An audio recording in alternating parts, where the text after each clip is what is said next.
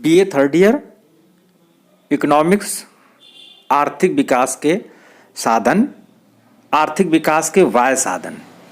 Internal resource कौन कौन से हैं जिनके माध्यम से एक देश आर्थिक विकास करता है? तो आर्थिक विकास के जो वाह्य साधन है, पहला है आयात प्रतिस्थापन, इंपोर्ट सब्स्टिट्यूशन।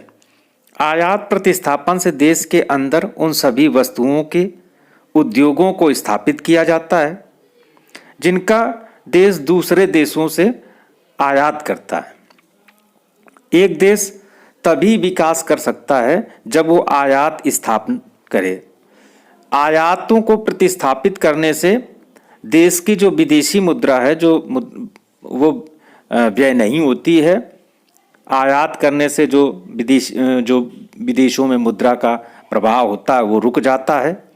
आयात प्रतिस्थापन औद्योगिकरण के फलस्वरूप होगा। तो औद्योगिकरण के कारण घरेलू बचत और निवेश की दर को बढ़ाना होता है।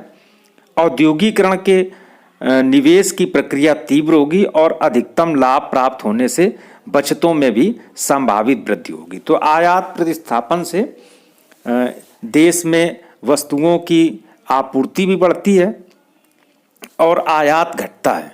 इससे भुगतान शेष का जो असंतुलन होता है वो दूर हो जाता है। दूसरा है निर्यात प्रोत्साहन। तो आर्थिक विकास के लिए एक तो पहला काम है कि हम आयात को कम करें, आयातों को रोकें और निर्यात को बढ़ाएं। तो निर्यात बढ़ाने के साथ साथ निर्यात को प्रोत्साहित भी किया जाए।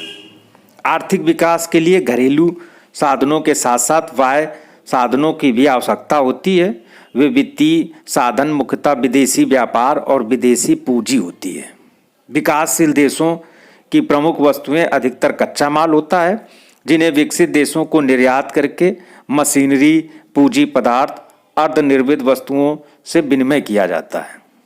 ऐसे देश निर्यात प्रोत्साहन की नीति अपनाकर निर्यातों के जो परिमाण है उसको बढ़ाकर भुगतान शेष को संतुलित कर सकते हैं। निर्यातों में होता ये है कि विदेशी पूंजी भारत का देश के अंदर प्रभाव होता है और निर्यात प्रोत्साहन के कार्यक्रम चलाए जाने चाहिए।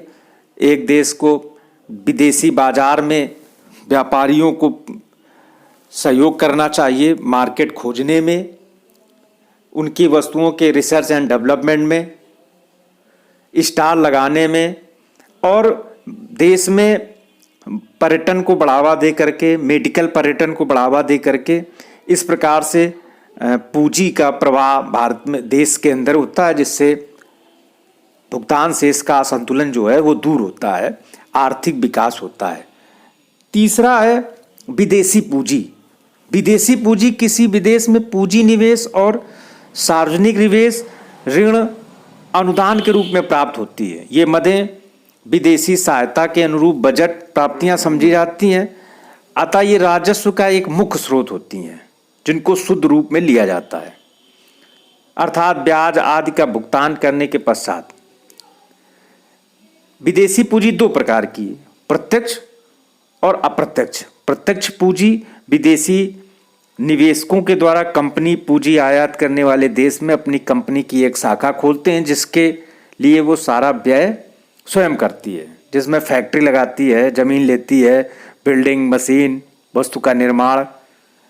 जबकि अप्रत्यक्ष पूंजी निवेश में विदेशी कंपनियां एक देशी कंपनियों के शेयर खरीदती हैं, प्रतिभूतियां, ऋण पत्र खरीदते हैं, जिससे विदेशी पूंजी देश में आती है।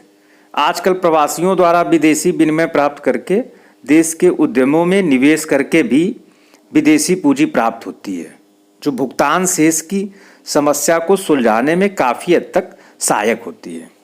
दूसरी ओर सार्वजनिक विदेशी कर्जों अनुदानों के रूप में विदेशी सरकारों से प्राप्त होती है। साथ में संयुक्त राष्ट्र की एजेंसियां जैसे विकास बैंक, अंतर्राष्ट्रीय वित्त निगम, अंतर्राष्ट्रीय डेवलपमेंट एजेंसी आदि भी इस प्रकार की सहायता प्रदान करती हैं।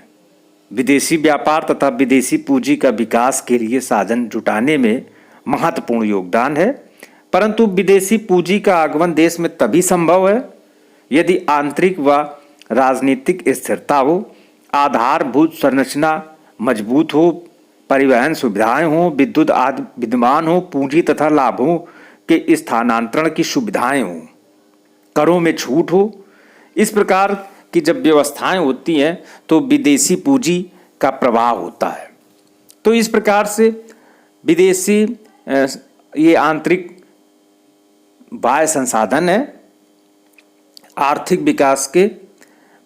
इन बाह्य संसाधनों के द्वारा आयात प्रतिस्थापन, निर्यात प्रोत्साहन व विदेशी पूंजी आकर्षण, इनके द्वारा विकासशील देश अपना विकास कर सकते हैं।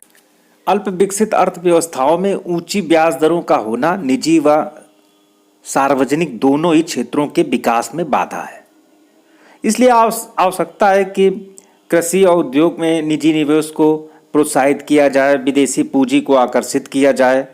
विदेशी पूंजी जितना ही देश में आती है उससे देश की आर्थिक प्रगति होती है। तो यहाँ पर विदेशी पूंजी को सचमुच स्थायित्व मिले, उनकी नीतियों को प्रोत्साहन मिले और विदेशी पूंजी स्थायित्व या यहाँ से पलायन न करे, इसके संदर्भ में भी सरकारों को सक्रिय रूप से भागीदारी निभानी होती है। तो इस प्रकार के जो संसाधन हैं इनसे आर्थिक विकास को गति प्राप्त होती है।